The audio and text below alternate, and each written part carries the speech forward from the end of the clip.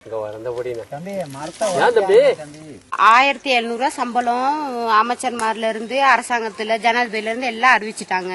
மே தினத்துக்கு அறிவிச்சாரு ஜனாதிபதி. 1700 சம்பளம் வர்த்தமானிக்கு போட்டாச்சு. அதே மாதிரி எங்களுக்கு 1700 சம்பளம் வேணும். எங்களுக்கு குடுக்கறதுல ஒன்னும் கம்பெனியோ யாருமே நஷ்டமா போறதில்ல. எங்களை இட்டு தான் அரசாங்கமே நடக்குது. டாலர் விலையும் எங்கனாலதான் கூடுது. வெளிநாட்டுக்கெல்லாம் கொண்டு அனுப்பி டாலர் விலையெல்லாம் கூடுது. அப்ப எங்களுக்கு 1700 கம்பெனி குடுக்கலான்னு சொல்ல இயலாது. நாங்க மழையிலையும் தண்ணியிலையும் கஷ்டப்பட்டு அட்டைக்கிட்ட குழவிக்கிட்ட எல்லாம் எல்லா வேலையும் செஞ்சு தானே நாங்க சம்பாரிச்சு குடுக்கறோம். எப்ப எங்களுக்கு 1700 குடுக்கறதுல நஷ்டம் இல்ல. எங்களுக்கு 1700 சம்பளம் வேணும். அப்படி இல்லைன்னு சொன்னா மலையத்துல ஆர்ப்பாட்டம் நடக்கும். பேசி கொடுப்பாங்க, இவங்க பேசி கொடுப்பாங்க அப்படின்னு சொல்லாதீங்க. எல்லாம் சொல்றீங்க தானே, நியூஸ் பார்க்கும் போதே எல்லாரும் சொல்றீங்க எங்க தொப்புள் கொடி உறவுங்கிறீங்க, எங்க மலையக மக்களுங்கிறீங்க. அந்த மாதிரி இருக்கும் போது நீங்க எல்லாருமே பேசினாதானே எங்களுக்கு சம்பளத்தை பேசி வாங்கி கொடுக்க முடியும். கம்பெனிக்காரே அப்பதானே பயப்படுவான். நீங்க தனித்தனியா பவுடரை பூசிக்கிட்டு பொட்டை வச்சுக்கிட்டு விகித வச்சுக்கிட்டு மைக்கு முன்னுக்கு வந்து நின்று போஸ் கொடுக்குறீங்க. ஆனா எங்களுக்கு ஒண்ணுமே நீங்க பேசி கொடுக்க மாட்டேங்கிறீங்களே. கட்டாயமே எங்களுக்கு 1700 எல்லாரும் சேர்ந்து எங்களுக்கு 1700 சம்பளத்தை வாங்கி கொடுக்கணும். வர்க்கு வேணும்.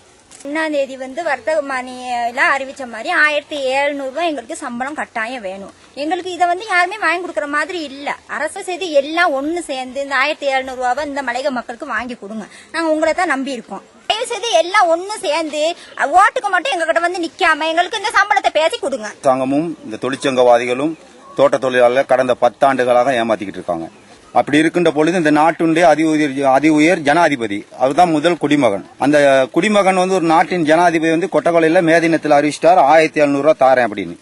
அவர் அறிவிச்ச அந்த 1700 இந்த கம்பெனிக்காரன் கொடுக்கலன்னா அப்ப அரசாங்கத்துக்கு மேல அவங்களுக்கு பயம் இல்ல. அரசாங்கம் எடுக்கல, அந்த கம்பெனி உடனே எடுத்துடலாம். ஜனாதிபதி ஆர்டர் பண்ணலாம், நான் வர்த்தமானி அறிவிச்சிருக்கேன் 1700 உங்களுக்கு தோட்ட தொழிலாளிக்கு தரேன்ட்டு மேடையில் தம்பளம் கட்டி போயிட்டாரு. அதே ஜனாதிபதி முடிவு எடுக்கலாம். இந்த 96 வருஷம் இந்த மலையகத்தை 96 ஆண்டு காலம் குத்தகை கொடுத்திருக்கு. ஜனாதிபதி அந்த லீசிங்க ரத்து பண்ணிட்டு உடனே எடுத்து அரசாங்கம் நடத்தலாம். ஜனாதிபதி ஆர்டர் பண்ணி இருக்கின்ற மலையத்தில் இருக்க தொழிற்சங்கம் அத்தனையும் சேர்ந்து ஒரு நிலையான முடிவுக்கு வந்தா தோட்ட தொழிலாளிக்கு 1700 கொடுக்கும். அந்த 1700 கூட இன்றைய வாழ்க்கை 1700 ஒரு நாளைக்கு 10 தோட்ட தொழிலாளிக்கு. அது எல்லாத்துக்கும் தெரியும். இங்க இருக்க மலையத்தில் இருக்க அரசியல்வாதி என்னென்னமோ உறவுலாம் சொல்ற எல்லா அரசியல்வாதிக்கும் தெரியும். வந்து போற அரசியல்வாதி இருக்கின்ற அரசியல்வாதி எல்லாத்துக்கும் தெரியும்.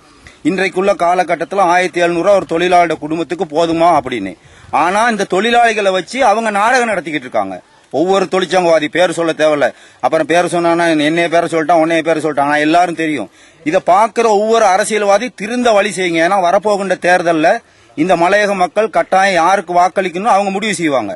ஏன்னா 10 ஆண்டு காலத்துக்கும் 10 ஆண்டு காலமா அந்த தொழிலாளிக்கு இந்த சம்பள பிரச்சனை போய்கிட்டு இருக்கு. இப்ப நீங்க பாத்தீங்கன்னா இந்த நிறைய பில்லு இப்படி எல்லாம் பாத்தீங்கன்னா 10 ஆண்டுகளுக்கு முன்னுக்கு இப்படி தேலை இருந்ததே இல்லை. எங்க தோட்டம் சீனாக்குள்ள அப்படி மேக்கணக்கு அப்படின்னா ஒரு செல்வம் பொழிஞ்ச தோட்டமா தான் இருக்கு. பவுண்டரி இருக்கிறேன், வேலை செய்யட்டும், போறேன், போகட்டும் அப்படிங்கிறான். அது இதுக்கு எல்லாமே காரணம் மலையக தொழிற்சங்கவாதிகள் தான்.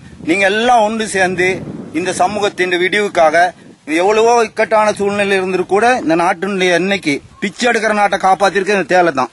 ஆனா எங்க தோட்ட தொழிலாளி கிடைக்கிற இந்த தேயில கொழுந்த நீங்க குடிச்சீங்கன்னா வெக்கப்படுவீங்க. இந்த தேயிலா குடிக்கிறாங்கன்னு. அப்படிப்பட்ட ஒரு தொழிலாளிக்கு 1700 2500 சம்பளம் கொடுக்கலாம். இன்றைய காலகட்டத்தில் 1700 பத்தாது.